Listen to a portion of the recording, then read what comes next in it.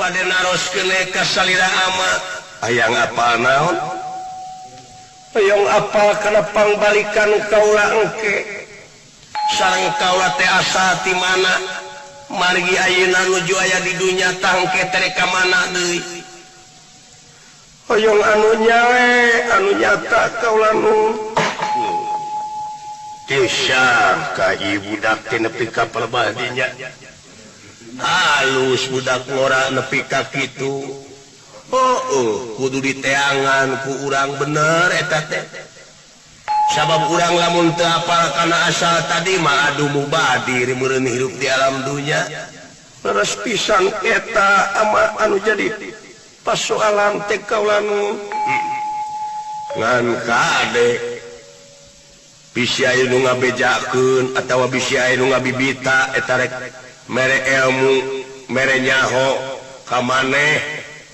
bisi eta jelema teh rek ngado nipu ka maneh sabab ayeuna mah loba hukumna jiga teh lain jauh kanya nu nya mah anu aslina ulah kabobodo teh nyo kasamaran tingali nu nya di lain-lain nu lain di nya kade tepi nodama ama sabab dina waktu ayeuna teh loba jelema nu ngaku-ngaku wiku nyarita di luka liku sangkan batur ngagugu bari padahal tukang tipu loba jelema nu ngaku-ngaku panita nyarita di reka-reka sangkan batur persaya bari padahal tukang aniaya ka sasama tepi nodama loba jelema anu ngaku-ngaku resi nyarita diulah euy sangkan batur kataji bari padahal tukang dengki ka sasami teu pino damel kade cing bisa nganyakeun teh kanu nya cing bisa ngalainkeun teh kanu lain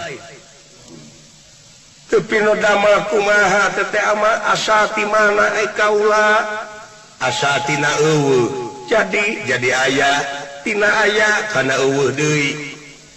aya keteranganana aya naon inna lillahi wa inna ilaihi rajiun jadi urang teh asa ti Allah ayeuna keur aya di dunya tangke ge sing ngulang deui teh kainya teu pino damel ari Allah teh naon ama ari Allah teh kakasih ari kakasih ngaran tanu matak lamun urang teu apa ka Allah yakin moal bisa mulang deui kana asa anu tadi dupi cara ngapalkeun anak ka Allah nu tadi teh naon teh ama Allah teh kakasih ngaran nya ngaran saha teh ama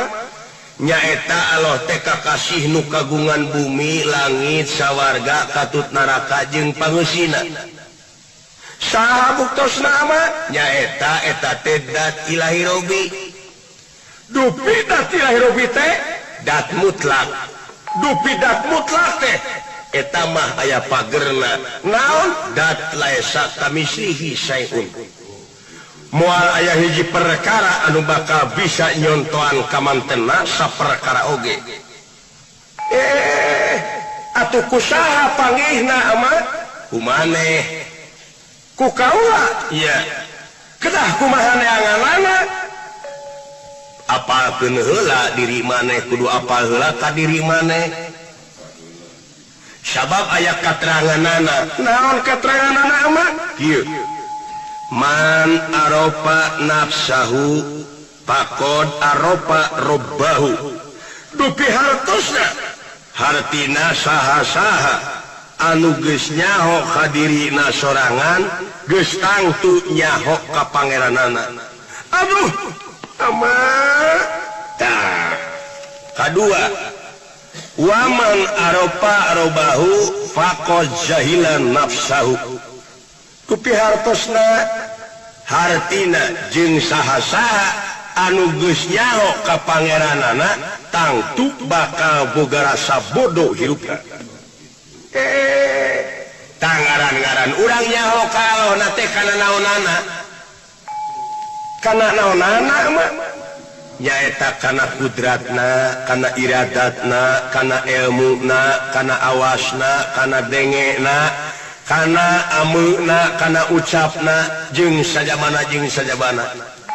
eta ucapna amuna dengena pangeran teh ngancik di maneh gerapak berapangihan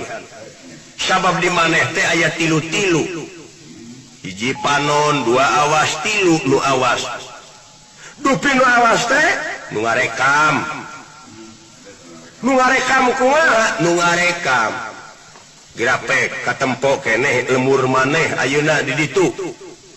oh katinga tak berarti geus karekam dina ceuli aya rekaman dina irung aya rekaman apa keneh meureun kumaha ameuna ti kotok oh nya amanya apa keneh sora indung maneh nya ama oh eta nu mata kaahengan dina diri sorangan teh ulah lalawora lamun anjeun geus kajero mikiran awak sorangan bakal katempok kaahengan dina wujud urang tepi nodama kaulanun ama tanu mata apalkeun heula diri sorangan sabab aya kateranganana lamun urang dek maca diri naon kateranganana ikro kitabaka kafa binafsika al-yauma alaika hasiba maneh kudu ngaji kitab anu langgeng anu aya dina diri sorangan garateangan kudrat jeung iradatna pangeran dina diri sorangan karena leuwih nyata kakawasaanana jeung pangresana pangeran teh aya dina diri maneh sorangan atawa aya dina diri manusia oh laras pisan ama nu mata karena leuwih nyata ilmuna hirupna tingalina danguna pangandikana pangeran teh dina diri manusia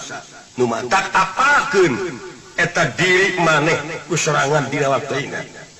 talamun maneh geus bisa ngaji nepi ka perbahdinya maneh teh bakal apal ka pangeran maneh sorangan sabab dina kateranganna ge aya wa huwa ma'akum aina ma kuntum